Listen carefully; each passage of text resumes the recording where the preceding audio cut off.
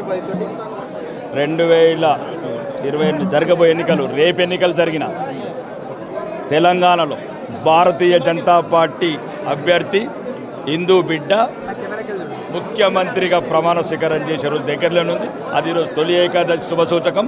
రామచంద్రరావు గారి నాయకత్వంలో మొత్తం అల్లుపెరుగని పోరాటం చేసి ప్రతిపక్షంగా ప్రజల వైపు ఏదైతే దగాకోరు దివాలా కాంగ్రెస్ ఇక్కడ ఏదైతే అబద్ధాల వాగ్దానాలు చేసి అధికారం గద్దెనెక్కిందో గద్దె దించే వరకు విశ్రమించం భారతీయ జనతా పార్టీ రామచంద్రరావు గారి నాయకత్వంలో. మీ అధ్యక్షుని డమ్మీ డమ్మీ డమ్మీ అంటారు కాంగ్రెస్ పార్టీ బీఆర్ఎస్ పార్టీ ఓడు కామారెడ్డి ఓడిపోయిన వాళ్ళ మా కార్యకర్త మా నాయకుడుగా వెంకటరమణారెడ్డితో ఓడిపోయిన కేసీఆర్ రేవంత్ రెడ్డి మాకు లెక్కన అంటున్నాము. కాబట్టి కొద్దిగా మీడియా మిత్రులు కూడా ఆలోచించుకోండి. ఇద్దరు డమ్మిలు ఒక ఫామ్ హౌస్లో ఉన్నాడు, ఒకడు ఇక ముఖ్యమంత్రి గారు గౌరవప్రదంగా మాట్లాడాలి. కాబట్టి వాళ్ళు మా పార్టీకి మామూలు కార్యకర్త కూడా ఓడగొడుతున్నారు ఇద్దరిని. దానికి కామారెడ్డి ఒక శుభసూచన. రాబోయే 3 ఏళ్లలో 100కు పైగా ఎమ్మెల్యే సీట్లతో అధికారంలో రాబోతున్నామంటూ ముఖ్యమంత్రి చెప్తా ఉన్నారు. 17 ఎంపీ స్థానాలు కూడా గెలవబోతున్నాం అంటారు. ఫస్ట్ ఆయన కొడంగల్లో గెలిస్తే అప్పుడు చూద్దాం రాజకీయాలు.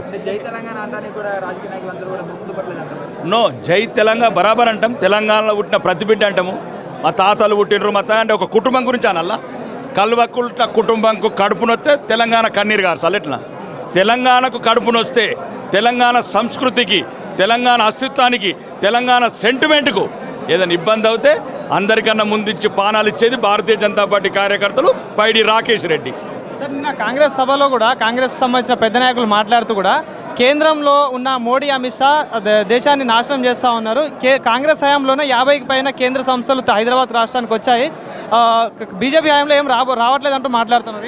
ఈరోజు భారతదేశాన్ని ప్రపంచంలో ఒక విశ్వ విజేతగా నిలబెట్టామంటే నరేంద్ర మోడీ గారి నాయకత్వంలో 25 కోట్ల మంది పేదలని ఒక దరిద్ర దిగువ రేఖ నుంచి పైకి తీసుకురామంటే ప్రపంచ రికార్డు. మేము చెప్పేది కాదు.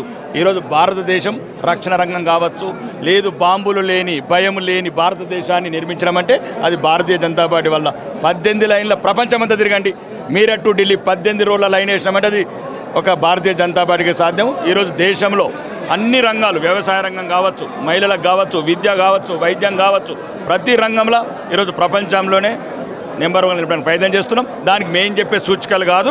11వ స్థానంలో ఉన్న ఎప్పుడైతే గత యూపీఏ ప్రభుత్వం 11వ స్థానంలో దాన్ని 4వ స్థానం తీసుకొచ్చాం. ఆ లెక్కలు 4వ నెంబరు 3వ నెంబరు మేము రాసుకోవట్లేదు. ప్రపంచ బ్యాంకు, నేషన్స్ ఇవన్నీ వాళ్ళు ఇచ్చిన సంఖ్యలు. కాబట్టి భారతదేశం బ్రహ్మాండంగా అభివృద్ధి రీఎంట్రీ పోతే కదా. రీఎంట్రీ రాజీనామాలు ఇస్తాం. మా మధ్యన అవి కుటుంబ సమస్యలు, కుటుంబాలు తీసుకుంటాము. రాజా సింగ్ హిందుత్వము, కవల పిల్లలు, రాజాబాయి మాకు వజ్రంతో సమానం. తెలంగాణకు హిందూ బిడ్డలకు మనోధైర్యము, హిందూ యువతకు ఆదర్శము. నిన్న కూడా చెప్పాడు కదా, హిందూ ద్రోహ పార్టీలైన బీఆర్ఎస్లో కాంగ్రెస్కి వెళ్ళే సమస్య లేదు. అమిత్ షా గారు, నరేంద్ర మోడీ గారు నాయకత్వంలోనే ఉంటారని కొన్ని చిన్న చిన్న కలతలు. ప్రశ్న, నిన్న కాంగ్రెస్ పార్టీ నాయకులు మాట్లాడుతూ కూడా రాజ్యాంగం నుండి సోషలిజం, సెక్యులరిజంని తొలగించే ప్రయత్నం ఆర్ఎస్ఎస్ చేస్తూ ఉంది, బీజేపీ కుట్రలు చేస్తూ ఉందని మాట్లాడుతాం. రాజ్యాంగాన్ని తుంగలో దొక్కింది ఎవరు? 1975లో ఎమర్జెన్సీని విధించింది ఎవరు? చట్టాలన్నీ వక్రీకరించి వక్ఫ్ లాంటి బిల్లులు పెట్టింది ఎవరు? హిందువులని ఇక్కడ ద్వితీయ శ్రేణి పరులుగా చేసింది ఎవరు? ఈ కాంగ్రెస్ ప్రభుత్వమే కదా. మెజారిటీ గల ఒక 80%, 85% ఉన్న హిందువులని ద్వితీయ శ్రేణి పౌరులుగా చిత్రించింది ఎవరు? దేశ స్వాతంత్ర వీరులను జైళ్ళల్లో మగ్గేటట్లు చేసిన ఇందిరాగాంధీ ఎవరు పార్టీ? కొన్ని లక్షలాది మంది ప్రాణాలు పోతే భగత్ సింగ్ ఉరితాడును ముద్దాడితే వచ్చిన స్వాతంత్రాన్ని ఎవరి గాంధీ కుటుంబం ఎందుకు రాజ్యాంగాన్ని తుంగలో దొక్కింది? లక్షలాది మంది స్వాతంత్ర సమరయోధులని, దేశభక్తులని జైలులో పెట్టిన చరిత్ర అది. కాబట్టి దేశంలో రాజ్యాంగం ఉండాలన్నా, హిందువుల స్వభావం ఉండాలన్నా, అభివృద్ధి చెందాలన్నా, ఆధునిక భారత్, వికసిత భారత్, సురక్షిత భారత్ ఉండాలంటే భారతీయ జనతా పార్టీ ఒకటి సరణ్యం. పాకిస్తాన్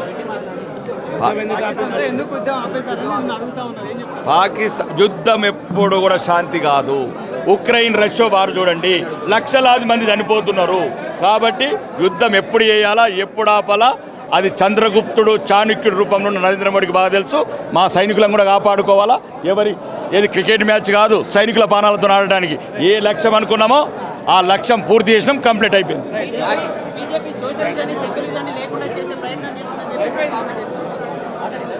రాకేష్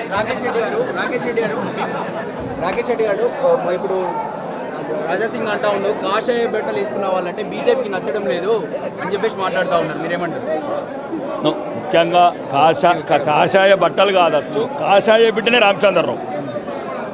పుట్టగానే కాషాయ జెండెత్తి కాషాయాన్ని ముద్దాడిన బిడ్డ ఎవరన్నారంటే తెలంగాణ రామచంద్రరావు గారు. రామచంద్రరావు గారు ఏబీ ఉద్యమాలు కావచ్చు, రకరకాల బీజేపీ ఉద్యమాలు కావచ్చు, బీజేపీ ఉద్యమాలు కావచ్చు, లేకపోతే హిందువుల తరఫున పోరాడింది కావచ్చు, శాసన మండలి సభ్యుడు కావచ్చు, 50 ఏళ్ళు నిరంతరం భారతీయ జనతలో పోరాడిన వ్యక్తి. ఆయనకు అన్ని అర్హతలు చూసి కేంద్ర నాయకత్వం పదవి ఇచ్చింది. కాషాయ జెండాను అందరం ముద్దాడతాం. రాజాసింగ్ మా ఆస్తి. సెక్యులరిజం నచ్చిన బీజేపీ ఇప్పుడు మళ్ళీ సెక్యులరిజాన్ని కొంతమంది నాయకులు పార్టీలో ఎత్తుకుంటారు అని చెప్పేసి రాజాసింగ్ అంటా ఉన్నారు, మీరేమంటారు? సెక్యులరిజం ఉంటుందండి దేశంలో. సబ్కా సాత్, సబ్కా విశ్వాస్, సబ్కా వికాస్. ఇది నరేంద్ర మోడీ గారి మాటనే కదా. ఏదైతే నరేంద్ర మోడీ గారు బీజేపీ సిద్ధాంతాల ప్రకారం పోతున్నాం, సబ్కా విశ్వాస్, సబ్కా వికాస్, సబ్కా సాత్ అంటే ముందు మేము భారతీయులుగా భావిస్తాము. ముస్లిమ్స్ కానీ క్రిస్టియన్స్ కానీ అందరూ మా సోదరులే, మా పూర్వీకులు ఒకటే. మాకు దేశం ముఖ్యము, భారతీయులు ముఖ్యం తప్ప ఏదో మైనారిటీ ముసుగుల దేశ వ్యతిరేక చర్యలు చేస్తే ఒప్పుకోము. కాబట్టి భారతదేశం బ్రహ్మాండంగా అభివృద్ధి రీఎంట్రీ పోతే కదా. రీఎంట్రీ రాజీనామాలు ఇస్తాం. మా మధ్యన అవి కుటుంబ సమస్యలు, కుటుంబాలు చూసుకుంటాము. రాజా సింగ్ హిందుత్వము, కవల పిల్లలు. రాజాబాయి మాకు వజ్రంతో సమానం. తెలంగాణకు హిందూ బిడ్డలకు మనోధైర్యము, హిందూ యువతకు ఆదర్శము. నిన్న కూడా చెప్పాడు కదా, హిందూ ద్రోహ పార్టీలైన బీఆర్ఎస్లో కాంగ్రెస్కి వెళ్ళే సమస్య లేదు. అమిత్ షా గారు, నరేంద్ర మోడీ గారు నాయకత్వంలోనే ఉంటారని కొన్ని చిన్న కలతలు. ప్రశ్న, నిన్న కాంగ్రెస్ పార్టీ నాయకులు మాట్లాడుతూ కూడా రాజ్యాంగం నుండి సోషలిజం, సెక్యులరిజంని తొలగించే ప్రయత్నం ఆర్ఎస్ఎస్ చేస్తూ ఉంది, బీజేపీ కుట్రలు చేస్తూ ఉందని మాట్లాడుతాం. రాజ్యాంగాన్ని తుంగలు దొక్కింది ఎవరు? 1975లో ఎమర్జెన్సీని విధించింది ఎవరు? చట్టాలన్నీ వక్రీకరించి వక్ఫ్ లాంటి బిల్లులు పెట్టింది ఎవరు? హిందువులని ఇక్కడ ద్వితీయ శ్రేణి పరులుగా చేసింది ఎవరు? ఈ కాంగ్రెస్ ప్రభుత్వమే కదా.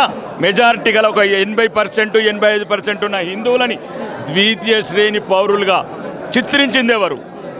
దేశ స్వాతంత్ర వీరులను జైళ్ళల్లో మగ్గేటట్లు చేసిన ఇందిరాగాంధీ ఎవరు పార్టీ? కొన్ని లక్షలాది మంది ప్రాణాలు పోతే భగత్ సింగ్ ఉరితాడును ముద్దాడితే వచ్చిన స్వాతంత్రాన్ని ఎవరి గాంధీ కుటుంబం? ఎందుకు రాజ్యాంగాన్ని తుంగలో దొక్కింది? లక్షలాది మంది స్వాతంత్ర సమరయోధులని, దేశభక్తులని జైలులో పెట్టిన చరిత్ర అది. కాబట్టి దేశంలో రాజ్యాంగం ఉండాలన్నా, హిందువుల స్వభావం ఉండాలన్నా, అభివృద్ధి చెందాలన్నా, ఆధునిక భారత్, వికసిత భారత్, సురక్షిత భారత్ ఉండాలంటే భారతీయ జనతా పార్టీ ఒకటి సరణ్యం. పాకిస్తాన్